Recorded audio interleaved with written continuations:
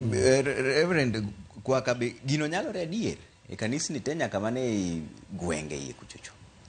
Ngech waseneno gini ma ok yango mar golo chik mar gig jo siasa kod pesa. Ma gimo osewach ding'e. To adiera en ni reserve moloyo ahinya kuonde ma moko ma kanisni mathindo thindo gino timore kata kawuono.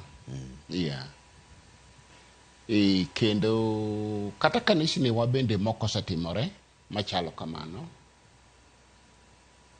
To gima timore maduong' ahinya ma osiepna ni bende osenga geto matin en gima iluongo ni miluma kod paro ni ka mose kawuono ka ng'arwake ta ng'adoge ot maber obiro chuto dhoga bor. To chuto dhok bor ni ema kelo ngatabu.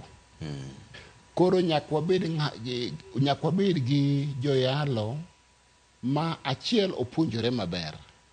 Namba 2 obed ng'ato moyie kaka Paulo ni kata onge godo to gima duong' ni alawo bang' gino momiyo an bende ne Yesu maka. To wacho ne gik moko duto man an go mabecho nyaka sombo mane an go akwano kanono nikech ber mar Kristo. Sama ng'ato chopo e ng'wono maduong' machalo kamano mar ng'eyo Nyasaye obiro dagi. To kum kanisni matindo Trevor in right 100% timore kata sani. To en mana puonj kendo ng'ato kik yie mondo omiye pesa to ai to ka wach Nyasaye to timo nadi oumo. Tok ng'eny gi bingeni wacho mana wach makungo penju cha ni koro an jadolo okonego beni wakwedo ng'ata to jatelo bende obiro.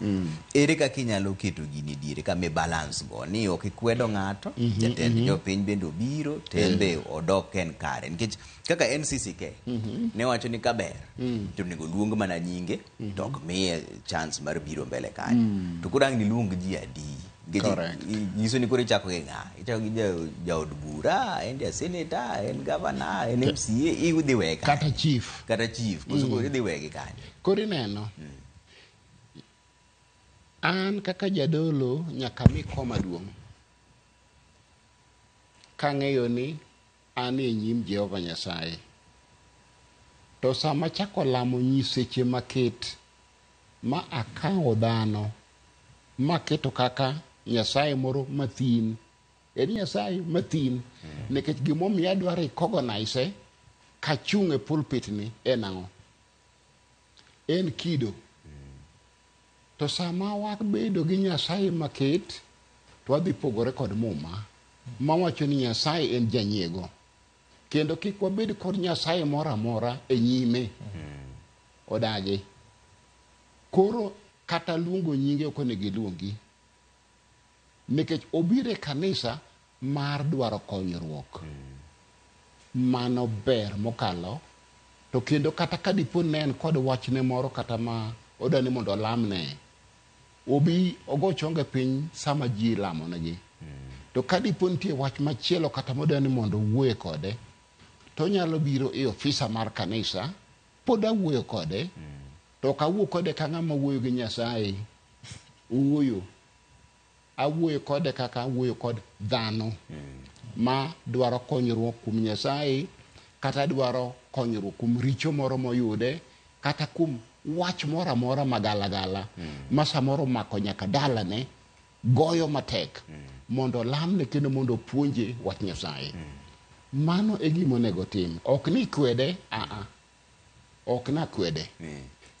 Mondo amiye thuolo mondo wuo e sinagogi koro nyiso na rwake to ti arwak ji duto.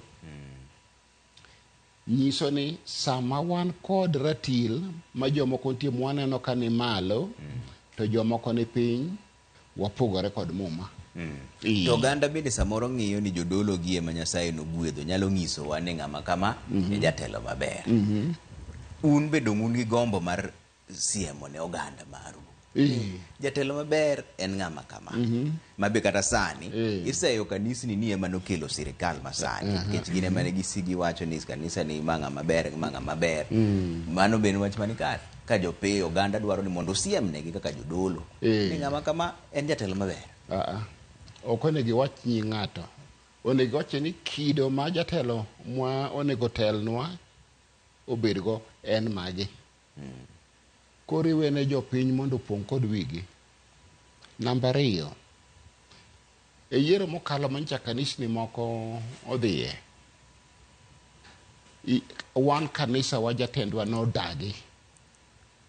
Ng'ato noluonge mowacho na chulo ni nyaka ndege.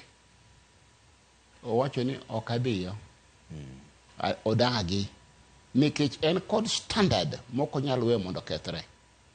Mano Archbishop Winnie Owiti nodagi. Lemo ng'ami lemone oonge gi wach. To mondo keli mondo doli mondo soni pesa moko ofuku to moko isoe tiendi tisoe nyaka soksi nyaka umi bende makoro moko lwar kae dhogi. Nodagi. Nikech kanisa nyaka ng'eni wan kod Nyasaye maduong' moingo gik moko te. Kanisa ka kanisa onego ng'e mano. Ting'eyo Trevor. Tich Nyasaye ka ji bire kod weche mopogore opogore. Jomoko biro nikech gineno ka gima en yo mar yudo pesa e yo mayot. Ma bendo kitime ahinya. Koko more minyalo chikori godo. Tego koko. Kiang'owa. Kijabul bende go buli. Michikori irwako ji mondo neni. Ni licha ahinya ne roho maki. Kata ni koro. Molo koro to ingo jothurwa. Ok jothurwa kende to kata mana pinje mamoko gi.